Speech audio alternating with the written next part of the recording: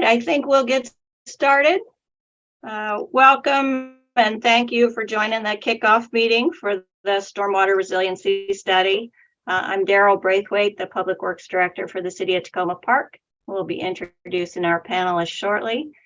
This will be the first of at least 4 planned meetings over the course of this year-long project. This project had its origins some time ago. Last year, the council approved funding for the city to explore stormwater impacts on property, particularly as a result of climate change.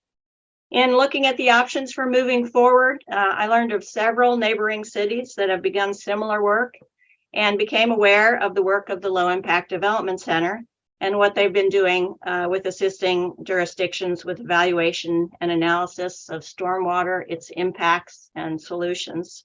So we are very pleased to be partnering with the Low Impact Development Center in this initial evaluation, and we really look forward to working with them and the community.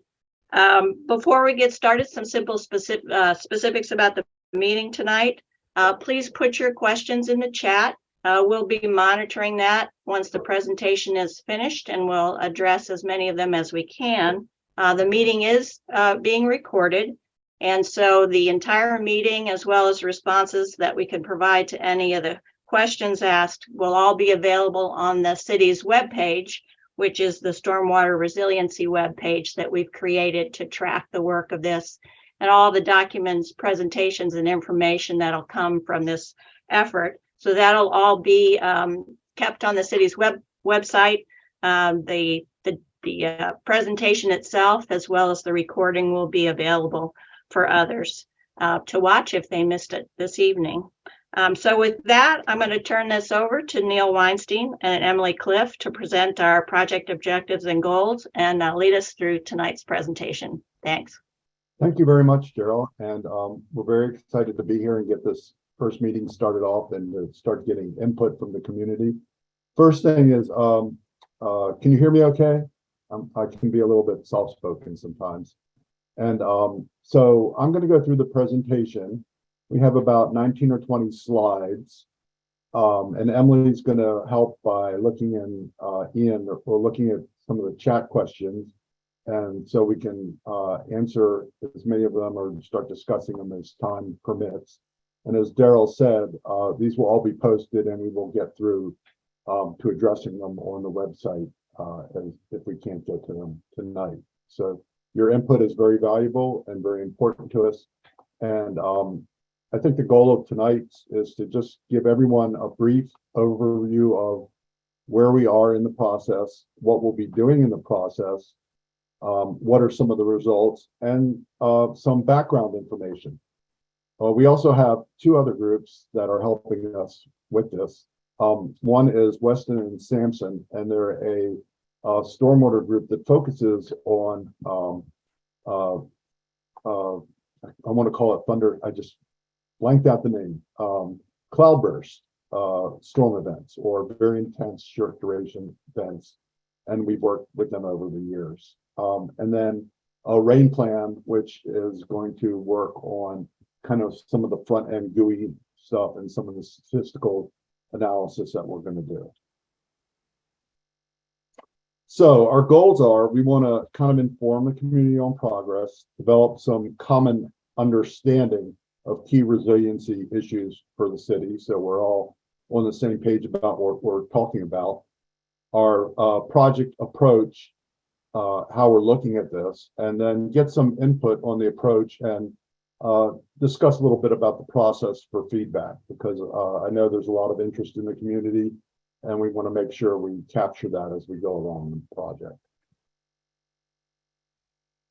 Some key milestones and deliverables in the work plan, which we finished up after about a month or so of the project, where we looked at the deliverables and how it accomplished in the scope. One is we have a draft timeline for the deliverables, which I think we're on score for doing right now. Selection and acquisition of data sets. This is a very data-driven project, and we will be using lots of different resources to conduct the analysis. And a draft runoff analysis calculator. which we're just finishing up. So those are the three main parts that we've been working on so far as deliverables. The next step is once we get our data sets together, we have most of them, and they come from the city's GIS and the county's GIS and Maryland Department of Natural Resources. So that allows us to pick and choose kind of what issues we want to look at, whether it's slopes, topography, soils, some of the utilities, and some of the drainage areas. And we're gonna do is an initial desktop analysis. So we're going to get together some of the basic information, like I just said. And the next step after that will be a field verification. So we want to go out and look and see if the inlet is really where it says it is, what drains to it, if there's a best management practice, how's it functioning, and that'll be our field verification. The next step will be initial hydraulics and hydrology studies, and have an interim report or kind of a sounding board where everything is. So hydrology for the folks that aren't doing this every day, which I'm sure is most of you, hydrology is kind of the way the water is generated, and the hydraulics are the pathway of the water, whether it's in a pipe or a channel. We are going to look at selection of focused areas. So we're going to look out of 20 some locations where the city has identified drainage issues. We're going to select one or two of those areas and go into a very, very detailed study so we can mine about how the system is reacting. And then we'll develop scenarios. So for example, we'll say if this type of a storm event hits the area, what does it do to the system? The next will be some draft recommendations about how to address these. And toolbox development will also be putting up as part of the deliverables, a toolbox for residential homeowners, commercial, and any industrial users of appropriate technologies that they could use. So for example, how to work with your downspouts so they don't go into your neighbor's yard and cause a problem on an adjacent property. Or, where can you go to get more information on a rain garden? So it'll be complementary to many of the existing resources that the city has. Any code recommendations that come up that we may have about things like, where does the drain spouts go? Or curb cuts for roof drainage. So we'll look at those and work with staff and the community to see what makes sense and how we could put that language together. We'll have interim work sessions. As Daryl said, this is the first of 4 work sessions or meetings that we'll use for input. So as we come to significant deliverables, we'll have one that we can show up to the community and get more input in. We'll end up with a draft report for the community to review and for Public Works to review and council. And then we'll wrap that up with a final report and briefing. Some interim deliverables that we'll have to get there are, one is creation of different data sets that we use for the analysis. We'll do a report on our desktop, an interim report of findings on that analysis. Field visit reports. So probably in about 2 weeks or so. Right now, we're going to probably go next week and test out some of the mapping, and then we will, verify those with some of our initial analysis. Review of the 20 some drainage subsheds, and we'll characterize those as to, why is there runoff a problem here? What are the slopes? Are they causing it? Is it lack of vegetation? Is it too much imperviousness? Is it a problem with the infrastructure? So we'll start doing that for those subsheds. And then we will identify 2 focus subsheds. We'll do some very detailed modeling, which I'll show you some examples of as we go along. Our initial kind of screening procedures for looking at how the drainage works, and our final recommendations based on that. Recommendations overall for the projects, and we'll have interim meetings and progress reports. So one thing is, as a deliverable, we will have a dashboard where each property has a login or a GUI for a design storm calculators.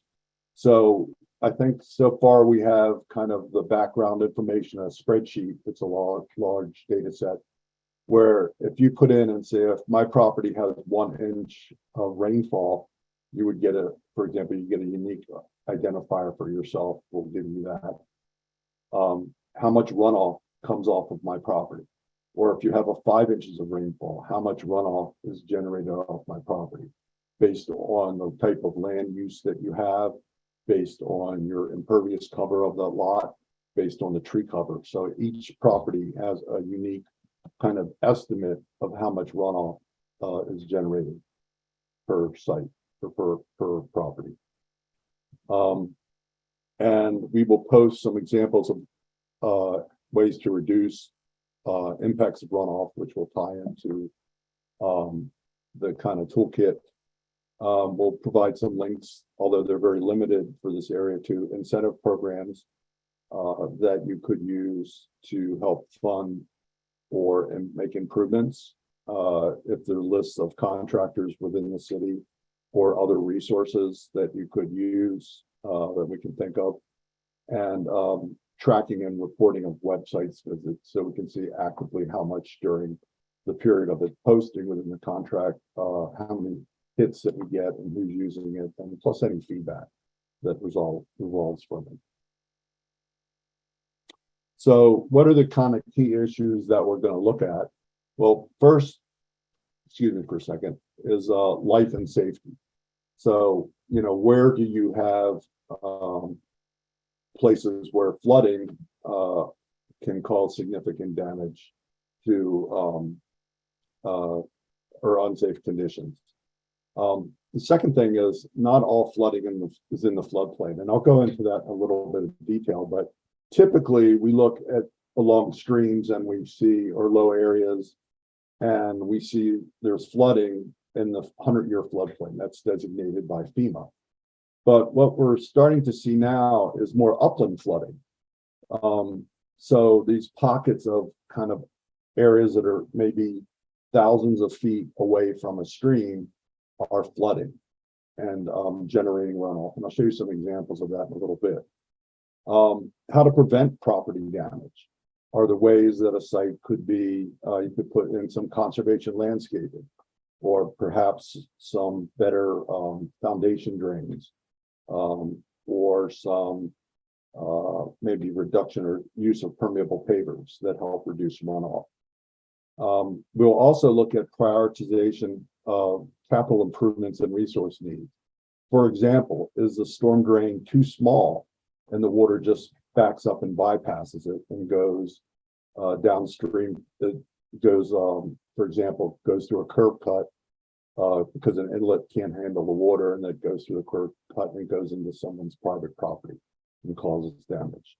Or the system is too small and we need to improve the pipe sizes in those areas as part of a rehabilitation project.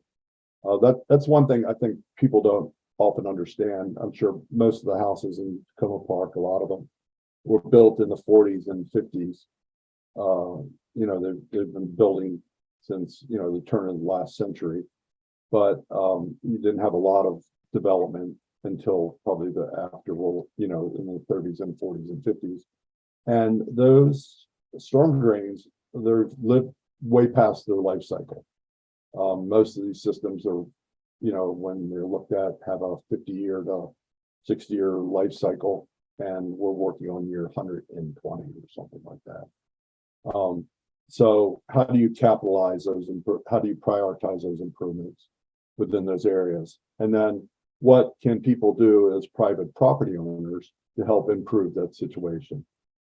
So there's kind of a gap, and you have public funding, which, you know, is limited to help in drainage improvements. And then you have people investing in their landscape to address stormwater, and I'll show you some examples of that in a few minutes. So the first thing is, what is climate change doing in stormwater? And we're only going to spend a few moments of there. I know there's some hydrologists and hydraulics engineers out in the audience. If we started talking about all the issues with climate change and stormwater and runoff and rainfall, we would be here for several days, and I would get a headache, and you all would get pretty big headaches. It's a lot to digest, but I think this was just put out in a presentation that I attended to is by Maryland Department of Environment as part of the A-Storm effort. I don't know how many of you have seen the A-Storm effort by MDE, but it's a way to bring stormwater management up to the state to look at resiliency and climate change. So when we look at this, two hydrographs. So there's that green line that goes up like to a point very rapidly, and the red line, which goes up to a point very rapidly. Those are hydrographs. And a hydrograph is a way to express the volume and the peak of a storm event. So if it rains, and so there usually is a duration to a storm. For example, most of the storms that traditionally have been looked at have been 24-hour storms, or how much has it rained within 24 hours. So usually the way it used to work, these hydrographs, and before a lot of the climate change and these cloudburst type storms, is that you would have a gentle storm event and it would go up very rapidly during like the peak of the storm event, where you would get that big dump of rain and then it would go back down. And what we're finding out is we have these much shorter duration storms that are more intense. So if you look at the red line, the peak of the storm event is around 12 hours. It usually always occurs halfway through the storm. And then once that peak occurs, it goes down very rapidly and then levels off. And what's happening is that storms now, instead of being 24 hours looked at, they're much shorter duration, like maybe 2-hour storms. And if you look at the difference in the amount of rainfall that hits, so this is looking at if you had 5.2 inches of rainfall, the runoff volume, the difference in the peaks is 51 cubic feet per second versus 27 cubic feet per second. So it's almost it's like a doubling of the amount or the rate of runoff. And that's why you see these huge amounts of rainfall in a very short amount of time. And that is, without going into too much detail, we have much better tools to project this, but all we're doing right now is we're predicting the storms based on past events. The issue with climate and predicting these storms is that we don't really have a historical perspective of these new types of storm events. So that's called a process called normality, where we're kind of projecting, and then based on the different types of levels of climate change, I can't remember the scenarios off the top of my head, but there's one that's more intense within that range of the climate change. You get a very significant difference in the peak and the amount of volume. So hopefully I didn't confuse everybody too much by going through that part, but we can post some resources that spend a little bit more time explaining that after the presentation. So where does all this water come from? Here's an example of 2 rows of houses with woods in between them. And you can see from this, this is a sunny day. It's already rained here. And you can see the water starting to accumulate in the backyard. And this is it's all grassed and vegetated. There's a lot of tree cover. There's a lot of spaces between the houses, but the soil no longer, because it's been so saturated over time, the water just doesn't get absorbed through the grasses. And that's a combination of the soils being compacted and saturated over time, not having a very good organic layer, and the grass just doesn't really penetrate. You know, lawn roots are only a couple of inches deep, and they don't really provide the same amount of breaking up of the surface or provision for water to go through. So as you go back down the lots, it starts here and there's just a little bit of water you can see that's standing, and that starts to accumulate. And then this happens. You can see here, this is right through the low point, and you can see an obstruction there of fences, which restrict the flow and cause flooding to go out. And then where does that water go? So you can see here, it's a pretty dramatic difference.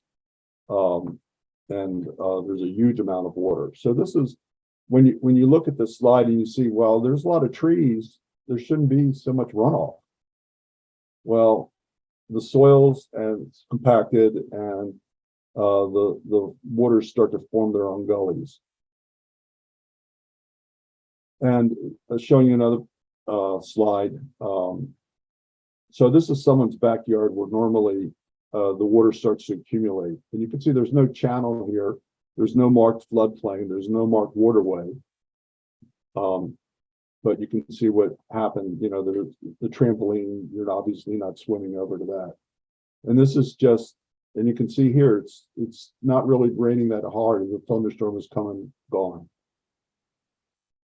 Some other conditions that you can see, and when you can't drain that water, you know, we typically look at, when we do floodplains and drainage studies, typically the water flows downhill and gets into a stream, and then there's a constriction, like a bridge or a culvert or a small channel. The channel's too small and the water starts to spread out.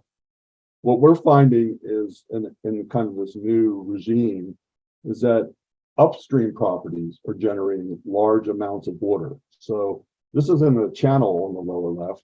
This is just someone's flat lawn that's generating a lot of water. And some of the results are, you can see over on the right, where the road starts to collapse because the infrastructure is old, the pipes are settled, the soil's not good. And you can see what happens to the pipe. You can see where the road is collapsed. And this is right next to someone's sidewalk in front yard where the whole structure is collapsed and outside of the public right of way. So those are some of the situations that we would look for is, you know, how does it, do we need to repair this pipe, replace it, upsize it so it carries water and it's structurally sound. Not everything can be resolved by a rain garden. You can see in the upper left, here's one that's working pretty well. You can see the water is going through it. It's getting to be filled up with the water on the surface. The plants are in good shape. But then on the right, here's another example of, you know, when we started building this back in the 50s and 60s, subdivisions, what would happen is that a lot of this was done by sight. I mean, we didn't have all the calculators and nomographs and tools to size pipes. So people looked at the best way to do that. So here on the lower left, this is actually a wrought iron grate that was done by hand. So that's how old this infrastructure is. So someone used the anvil to make this. And what happens is that this inlet is set below the road. So in a storm event, what would happen is the water would couldn't get into the inlet and it would go in this person's basement. So they'd have a swimming pool every time it rained. So we came up with a solution where we increased the inlet, made it more efficient, and we dug out a little pathway trench to that inlet to convey the water. And this year they haven't had any flooding problems. So there are ways, you know, this is obviously a fix where you took a house that was flooding all the time and now it doesn't flood. So those are situations and opportunities we want to look for. How much do people spend their money on to deal with stormwater? And this is out of a study that was done by the town of Somerset by their own citizens, and just showing the amount of water from up. You can see the yellow is more than $20,000, and people were paying to $5,000. You can see on altered landscaping, gutters, installing sump pumps, working with neighbors to solve issue. So I think this is a pretty telling slide of what private investment people are making in their houses and residential properties, single family, to do. Some data sources that we're looking at on the, first of all, Montgomery County's GIS, tree survey. The county have, I mean, the city has a really good canopy study that will use storm drain mapping to come up with the city, drainage complaints, anecdotal. So you have the Takoma stormwater solutions and Friends of Sligo Creek that have really, eyes on the ground that tell us and help us identify some of these areas. We're using environmental justice maps. So MDE, EPA, and the Department of Natural Resources has targeted areas based on census data, where we can look at underserved community parts of the community and try and prioritize those. Field analysis, we'll be using our site visits. Weather data, we'll be using some actual storms and looking at the city's master plan to see any up and coming developments that may need to be mediated. So excuse me just one second.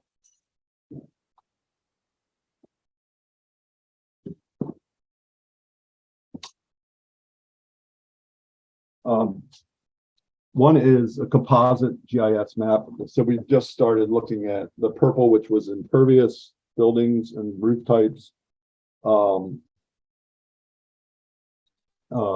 tree canopy, and these yellow lines here, which are the stormwater utilities. So we're going to use this in our field data. And you can see in the darker green here, this is kind of our study area where it's been reported that there are issues. So we'll focus on these kind of issues. And then we'll come up with some mapping. For example, this is out of our Somerset study, where we identified micro drainage areas where properties either conveyed or been generated stormwater, which are mostly the uphill properties, and look at the downstream properties and see where the flooding has occurred. You can see here, there's a pattern of where there's significant flooding based on the color coding, based on citizen surveys. And it kind of really does correlate with where it occurs in the drainage area. And you can see here's an example of, we took those clusters and then we came up with recommendations on how to reduce potential the master plan, how to reduce that flooding. So you can see, if you remember back to where we showed the houses and the flow in the back, you could look at doing some bioswales, some rain gardens, working with your neighbors, and just conceptually how you could address that on a block scale. Then we're going to look at some pretty detailed modeling in at least two of the areas. And this is out of a study we did in Mount Rainier. And they had portions of the storm drain system that were clogged, or we can increase, for example, the amount or the intensity of rainfall when we run through a real storm. And the red areas are places where the pipes overflowed. And you can see here, which is kind of almost counterintuitive. The overflow is at the top of the system, where the pipes are smaller, and the larger part is down below. So maybe just removing those sections and upsizing them would alleviate that flooding issue in the upper part of the watershed. So with that, if you want, we have the chat, which will monitor and questions, and then we will also take comments. If you have a more detailed question, just please, or comment, please email to publicworks@tacomaMaryland.gov. So with that, if we could just take a break for a minute so I can give my voice a rest. I know there was a lot of data and information passed along, and just give Emily a chance to catch up on the chats in the end. It'd be great to give us a couple minutes to select some questions, and then we can start from there.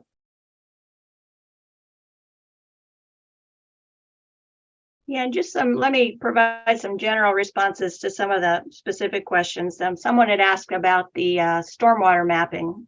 We've recently updated all the stormwater mapping, our structures, our inlets, our pipes, our bioretention, the drainage areas. So all that information is available and on GIS. So if anyone has a specific question, we'd be more than happy to share with you that information or maps. And we'll be looking at ways to put that information onto the city's website. It's a very large amount of data at this point, but we'll be exploring that.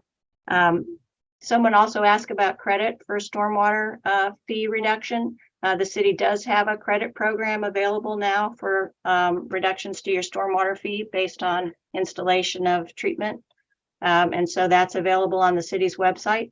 So you can take a look at that or reach me directly if you have any questions. Someone asked about video for Sligo Creek Parkway. We do have some new flood sensors that the county has installed. So we are getting much more data in terms of water levels on Sligo. They're not publicly available yet. There's not a way to post them, but we'll be exploring ways to share that information or track that data. So those were just a few of the couple comments off the top. I know someone had also asked, and I don't know, Neil, if you can to move the slide back one to see the prior slide. This one? Yeah, I believe that one. Okay. So I can explain a little more. This is a SWIM model, which is an advanced hydrologic and hydraulic model, and you essentially each of these little numbers are M's or numbers or specific inlets within the system, and you can see here the depth of the inlets or the manhole where something takes a turn, and you put in the size, the surface size of the inlet to see how much water it captures. And then the flows kind of accumulate downstream. And so the blue area is the water level within the pipes. And you can see as you get to the upper and the lower parts of the system, they're all blue because they're surcharging. And so when the water, you know, if you've ever seen pictures of when the water pops out of the manhole, or the manhole gets lifted 10 feet in the air through a big fountain. So you can see on the upper part where they're all blue, that's where the water is backing up and overflowing.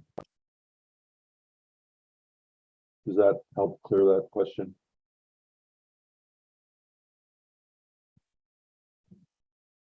Another question that came in, Neil, was what storm will we be modeling and how are we going to account for climate change?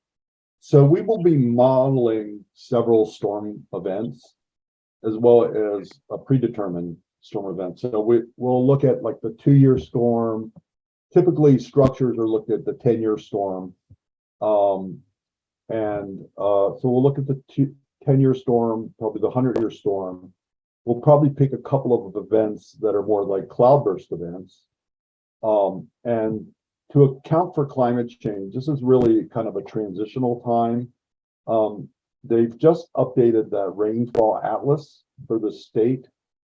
And so now there's a whole, it's called the Marissa study, I believe, that's come out of the Bay program that's funded, where they're looking at how do you change the kind of curve, the runoff curve, the intensity, duration, frequency curves, which we're not going to get into. It's trying to explain that, but essentially, what we'll do is probably take some of to account for the different climate change scenarios, is just increase the flow, the depth of runoff. You know, instead of a 3-inch storm, we might increase it by 15 to 20% and see what happens with that. Because some of these, there is some very detailed guidance, but the computer models, the models that generate it, the computer models haven't caught up to that yet. So we'll adjust it by adding a percentage usually of storm. And we will look at both climate change scenarios. I'm sorry for not remembering the 3-letter acronyms for them. But there's, I think, 50 and scenario 55 or something like that.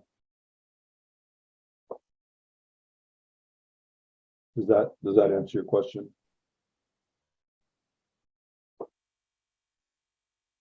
I think so. Okay.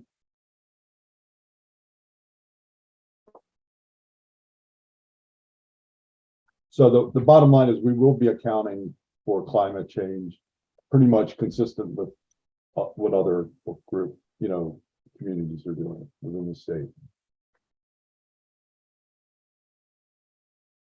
One question we received was if we'll be reviewing some of the existing projects throughout the city. So I'm assuming that's talking about existing stormwater management projects. I think we're tasked with really what's within those areas, those 20 areas, and I believe there are some best management practices within them. So this model lets you incorporate those best management practices in there. So there's in those areas we will be including the BMPs that are there and how they're performing.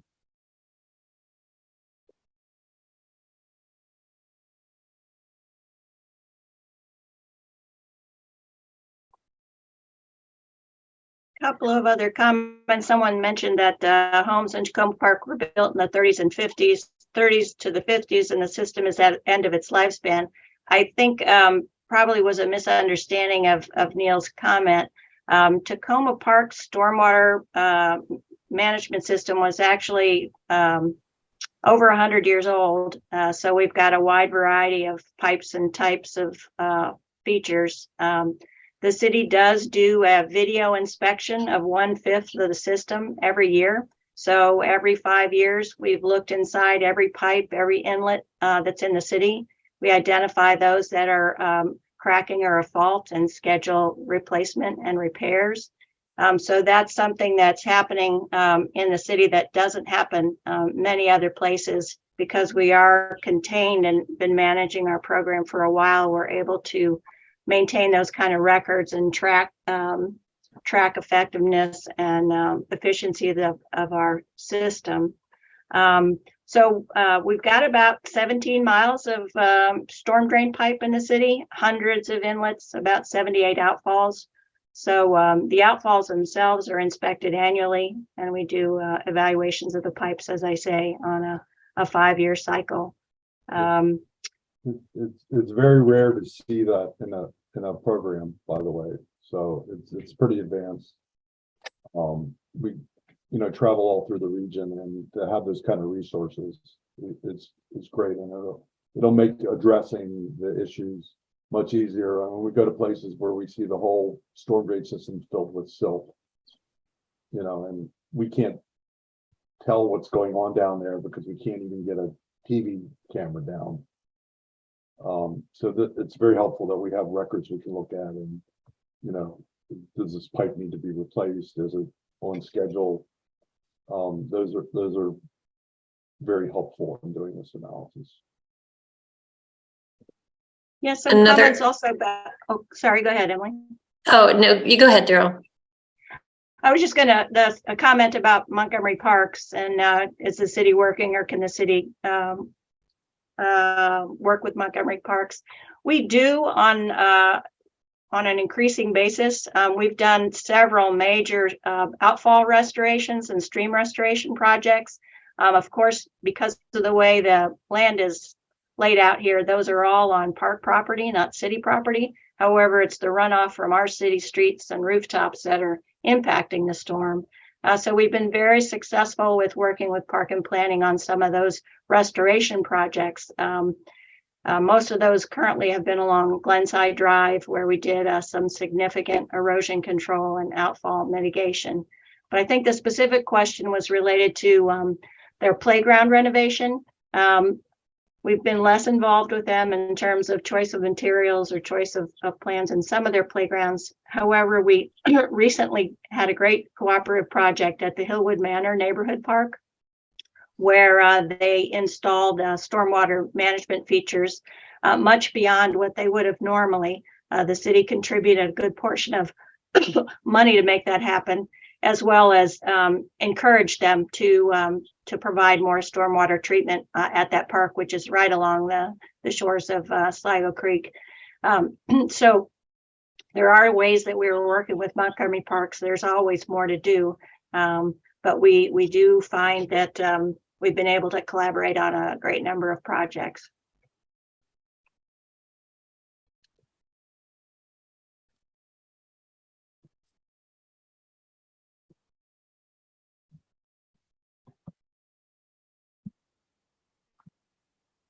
There's another question about, does Montgomery County cover cost of repair at the level they spend in the unincorporated portions of the county? The city's stormwater system is managed by the city. Montgomery County is not involved in the stormwater systems within Takoma Park. So the city is fully responsible for that. That said, there are stormwater structures along state highways, or certainly that Park and Planning addresses along Sligo Creek. So there are some of that maintenance that's done by the other agencies, but everything, all the stormwater systems in the city is managed by the city, and the funding for that comes through the stormwater utility fee.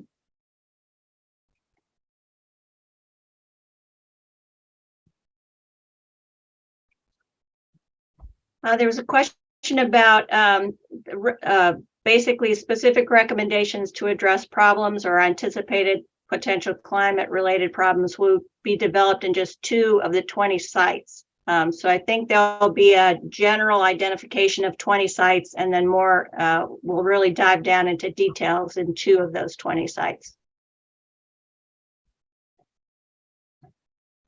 And will they recommendations include both city infrastructure and private property?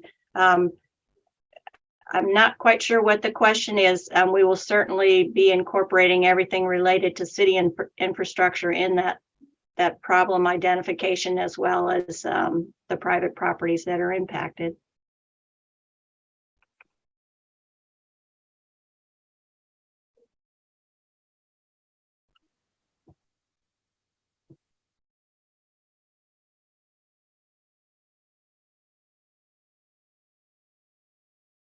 Daryl, do you see the comment about Metro parking lot?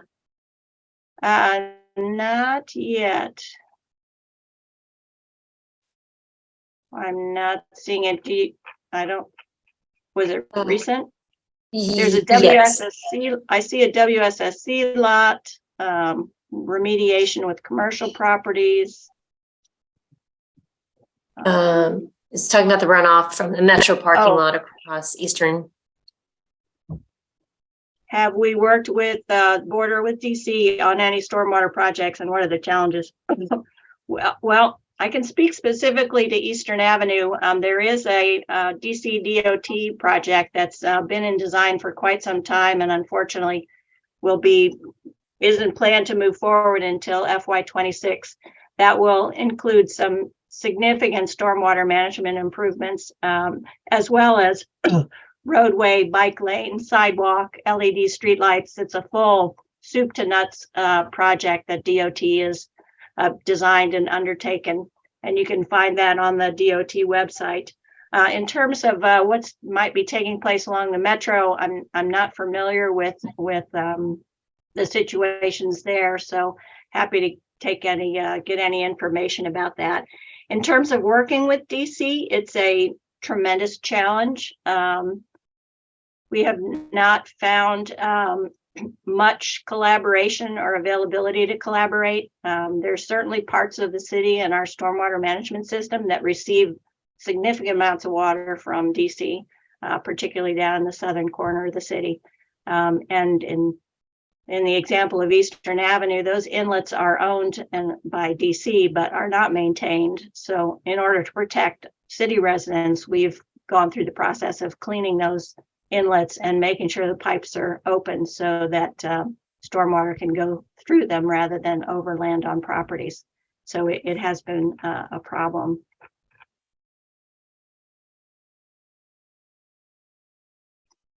Question about how will homeowners in Takoma Park be able to use the results of the project? Neil or Emily, do you want to speak to that, or? Sure, and Emily, please chime in. So one is the dashboard. It would be too complicated to take this screen out and show you, but we've essentially built a model using NRCS or Soil Conservation Service methods for determining urban runoff volume. And you'll be able to look at your parcel and it will generate it. So if you want to put it, if it rains an inch, how much runoff do I get? If it rains 5 inches, how much runoff does my property generate? You know, you'd be surprised to see the amount of water that a property will generate. So we're going to put a calculator up there, which will be unique to each parcel within the city. I think there's 4,000 and some individual parcels that it could model. And then the second is we'll be putting up some suggested fixes based on our going around and doing our field visits. Like, you know, a lot of the gutters might just go off into the street or into a neighbor's property and say, you know, here's a general recommendation, or here's a recommendation for that block. So we will be looking at, you know, individual properties where it looks like there's an issue from either our field analysis or a desktop analysis.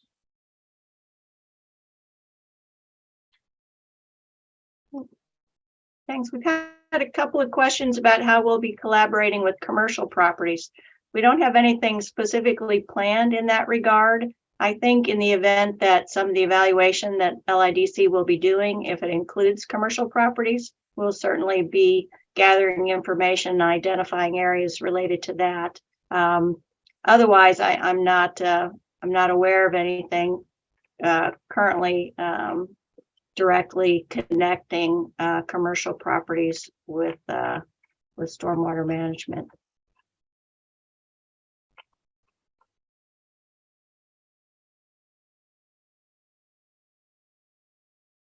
We're at about 10 to 8 and the meeting's set to go to 8. So if someone has not gotten their question answered, please hit us again in the chat, and we will try to get it addressed as best we can.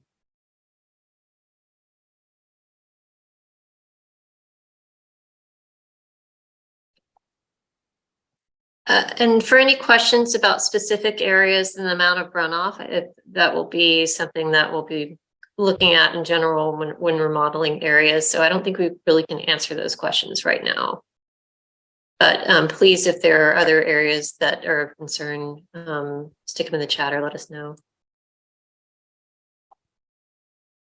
I have a previous question about Montgomery County incentives. The city, as I'd mentioned, the city has its own stormwater utility fee and we manage our stormwater system. So the county rainscapes program is not available for city residents.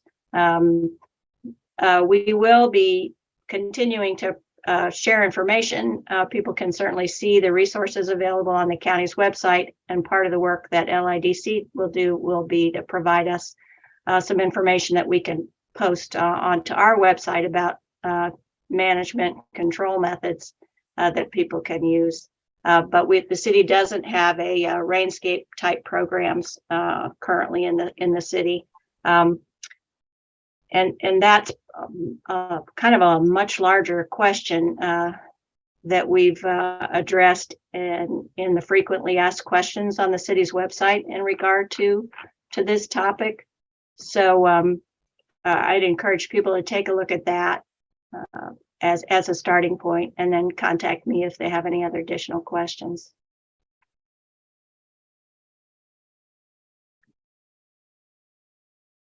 There was one question that it looks like we missed about the WSSC lot at the Circle and Cockrell Avenue.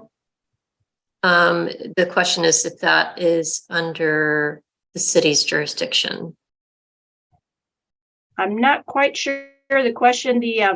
Of course, as WSSC is the owner, they're the property owner. We don't have control over that property. It is within the city, but as any other private property owner, the city doesn't have control over that particular piece of property.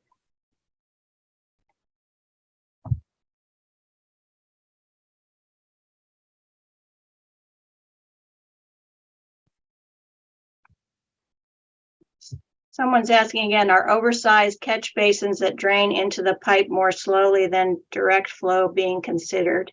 And I would say yes, in terms of work that the city's already done. We are looking at infiltration basins and storage areas as a way to manage peak flows in cases where we have the space or it may be appropriate.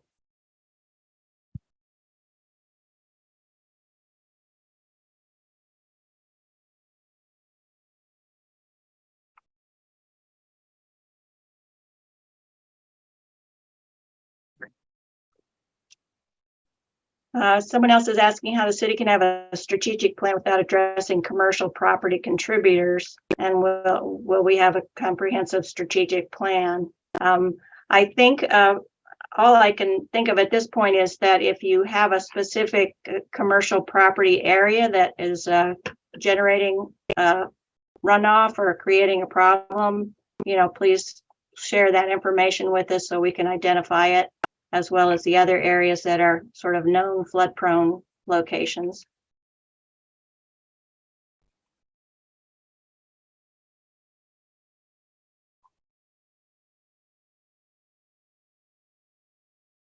So another question about, can Neil explain, the parcels being surveyed? I think maybe just reviewing how you all are going to be taking a look at those 20 locations and identifying flood-prone areas.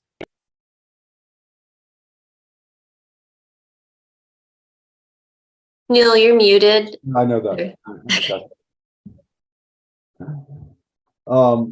So what we'll do is we'll have this GIS mapping with us and the aerial photography, plus maybe some other sources where we can find flyovers, and we'll probably start around the streets because those are accessible. We're not going to go into someone's private property. So where we can't see something, we'll have to rely on aerial photography. And that usually works out fairly well for the scale that we're working at.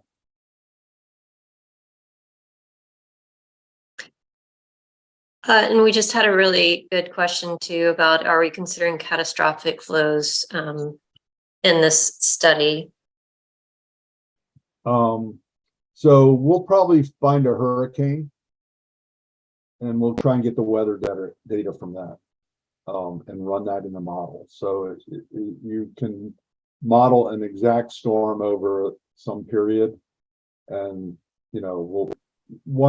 and that's one of the reasons why we're doing two representative kind of drainage systems, because we're going to really study it in detail and look at things like if it, where does the water go? And it's difficult once that system is filled up and the water starts flowing over land. It makes it very difficult because it's called a two-dimensional model. And I'm not going to go into more details than that, other than saying that you can generally come up with some areas. It might not be the exact 10 feet of boundary of where it actually is, but it can tell you where the problems are. There were a couple of comments about when you see problems, how to report them. So certainly if you are aware of a flooding issue, say for instance, water backing up in an inlet or a manhole top or anything else like that, please share that information with us. You can send it directly to me or to the Public Works email that was included in the presentation. Really important. Those photos and videos can be incredibly helpful. Sometimes, however, what we get are pictures of people's feet submerged in water, which, while it's certainly important to the person, doesn't help us understand the situation. So always sort of take a step back, try to show us the flow, how it's running, where it's coming from, and sort of that wider view in terms of taking video or pictures really helps to better understand sort of where it's coming from, how it's flowing, what the source is, and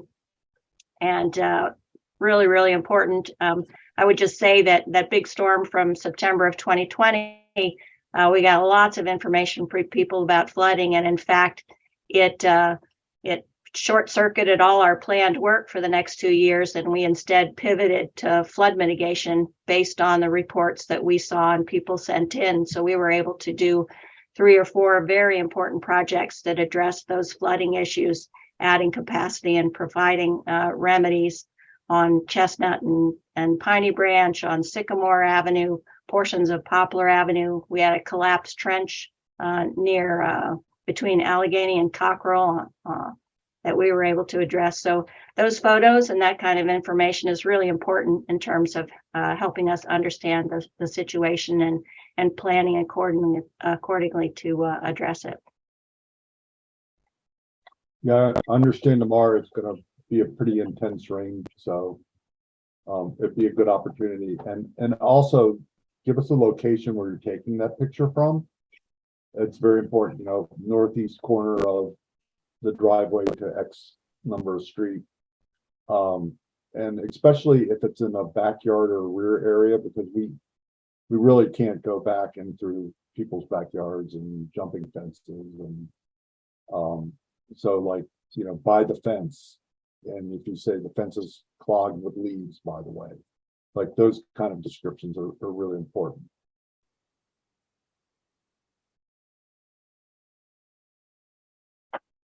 Great. Well, thank you all. I do want to repeat that this presentation, as well as all information related to the study, is going to be available on the city's webpage for this. So please feel free to share that information with others if they were not able to make the call. And we'll be building information on that website throughout the year as the study continues.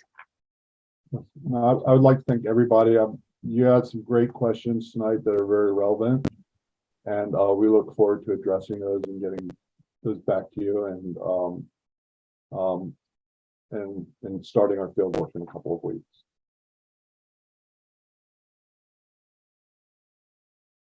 All righty, thank you all.